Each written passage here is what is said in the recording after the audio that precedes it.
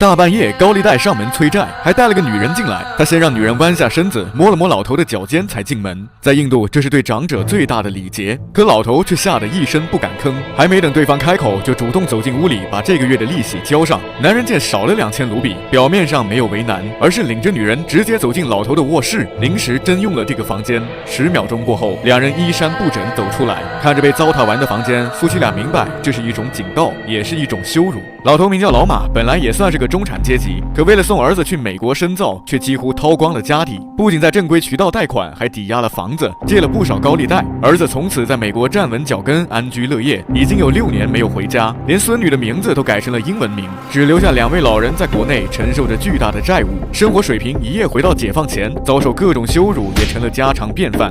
这天，老马刚从银行取了点钱，放兜里还没捂热，就又偶遇了债主，钱立马就被抢走。对方的车发动不了，他也只能乖乖听话，忍气吞声，在后面帮忙推车。可如此艰苦的命运却没有击溃老马的善良。作为一名退休教师，他会竭尽所能免费帮助那些念不起书的孩子学习，甚至从为数不多的生活费里挤出钱来给他们庆祝生日。然而这天，催债的带着人过来看老马的房子，正要劝他卖掉还钱，一劳永逸。结果在家里补习的邻居小女孩却引起了男人的注意。他把小女孩叫住，在问了名字后，无缘无故塞了张钞票给对方。老马瞬间就明白他心里在打什么坏主意。老马本想向警察求助，可没成想刚到警察局，却发现男人就在警长的办公室。मास्टर जी, कंप्लेन कराने आया आप हमारी। हमें बोल देते अच्छे से लिखिएगा कंप्लेन। बैठे बैठे।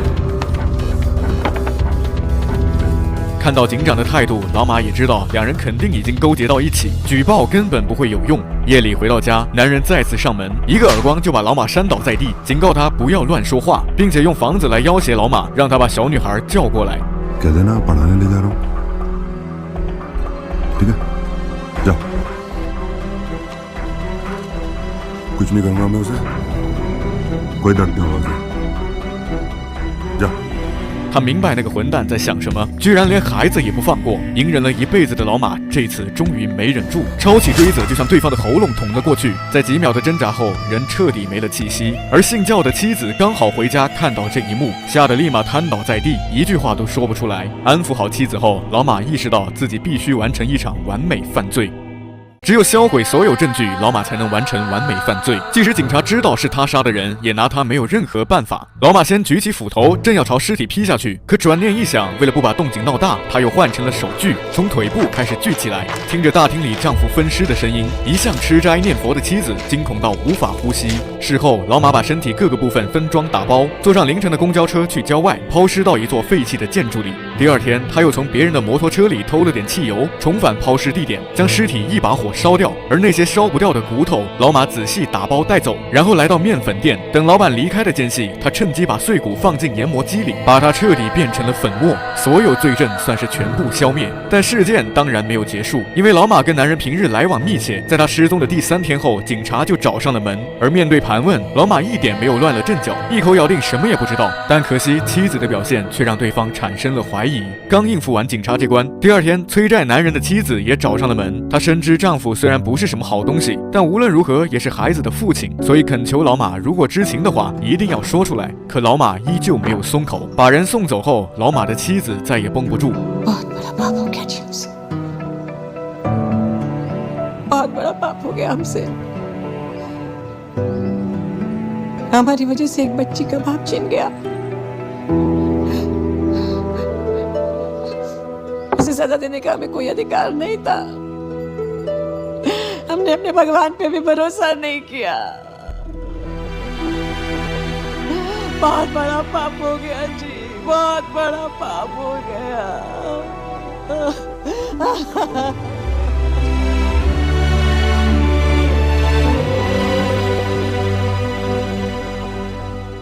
因为妻子的不知全貌，让两人的距离渐行渐远。在思考了很久后，老马决定去自首。今天警长不在，他向值班的警察坦白了事情所有经过，包括杀人、抛尸、焚尸一系列操作。可万万没想到，警察根本不相信一个如此老实的人能犯下这种罪行。废话不多说，立刻将老马赶了出去。自首没有成功，老马回到家后决定向妻子坦白一切。他先是默默地重复起了那天晚上男人说的话。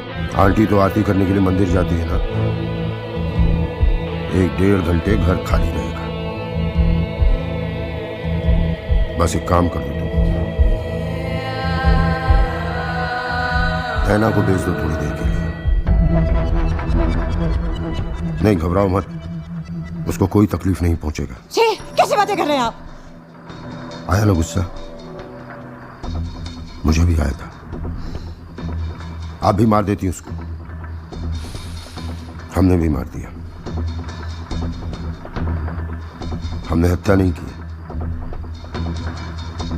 हमने वध किया. वध.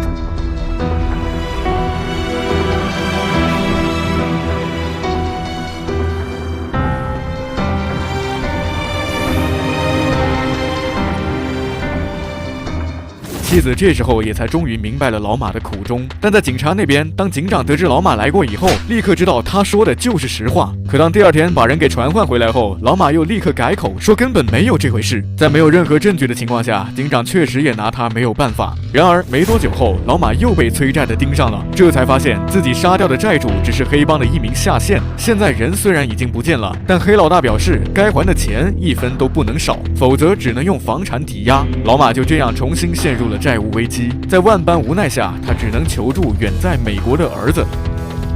为了送儿子到美国，夫妻俩欠下高利贷，没想到换来的却是这样的回报。कहां से लाएंगे 10 लाख?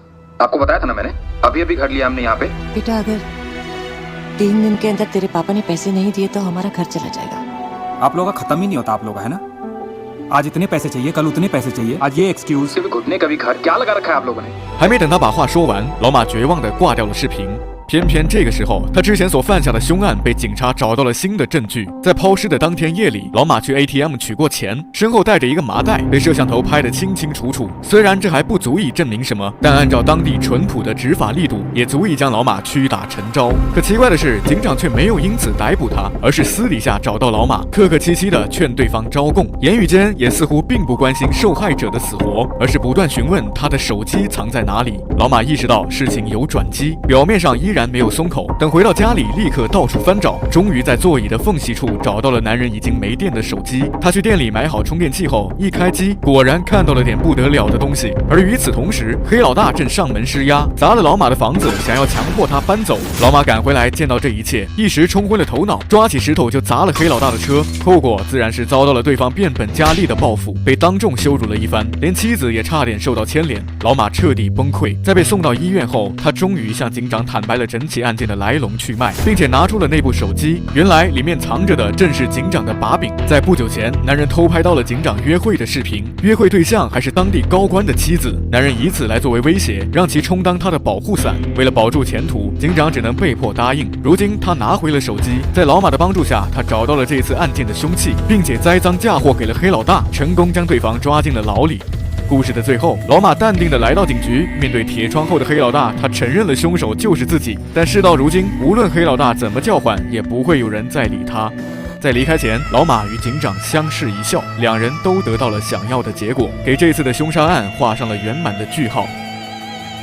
这部电影叫《迟暮绝路》，是一部近期比较冷门的印度新片。片子故事一般，但却暗含讽刺。就像《狂飙》里说的那样，当一个社会的分配制度出现严重问题，当公平正义的天平被人肆意摆弄，当权力成为黑恶势力的保护伞，一个普普通通的老实人也可以被深深地逼上梁山。